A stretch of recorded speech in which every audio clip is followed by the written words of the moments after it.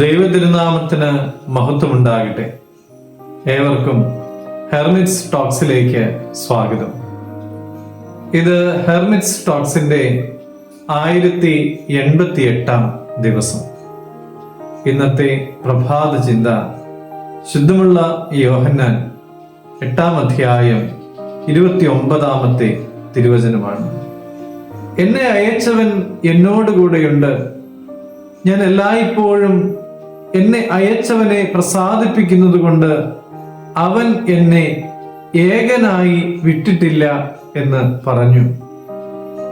തന്നെ അയച്ചവൻ എല്ലായ്പ്പോഴും തൻ്റെ കൂടെയുണ്ട് എന്നാണ് യേശു തമ്പുരാൻ ഈ വചനത്തിലൂടെ പറയുന്നത്.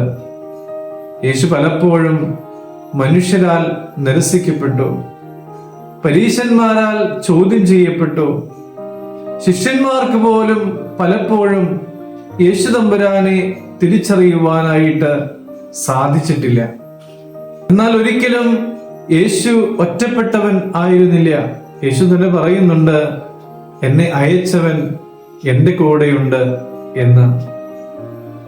മനുഷ്യരായ നമുക്കും ഇത് തന്നെയാണ് ഏറ്റവും വലിയ ആശ്വാസം. മനുഷ്യർ മാറാം, ബന്ധങ്ങൾ തകർന്നേക്കാം, ഉറ്റവരും ഉടയവരും ഉപേക്ഷിച്ചേക്കാം.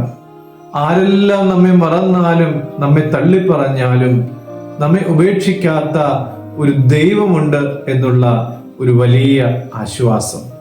യേശുദമ്പരൻ പറയുകയാണ്, ഞാൻ എന്നെ അയച്ചവനെ പ്രസാദിപ്പിക്കുക മാത്രമേ ചെയ്യുന്നുള്ളൂ.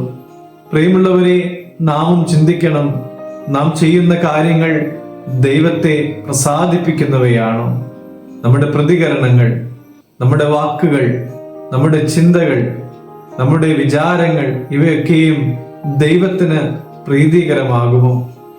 ദൈവത്തെ പ്രസാദിപ്പിക്കുന്നവൻ എപ്പോഴും ശക്തനായിരിക്കും. കാരണം ദൈവം എപ്പോഴും അവനോട് കൂടെ ഉണ്ടല്ലോ. പ്രിയമുള്ളവരെ, നമുക്കും ദൈവത്തെ പ്രസാദിപ്പിക്കുന്നവരാകാം. ദൈവം അനുഗ്രഹിക്കട്ടെ.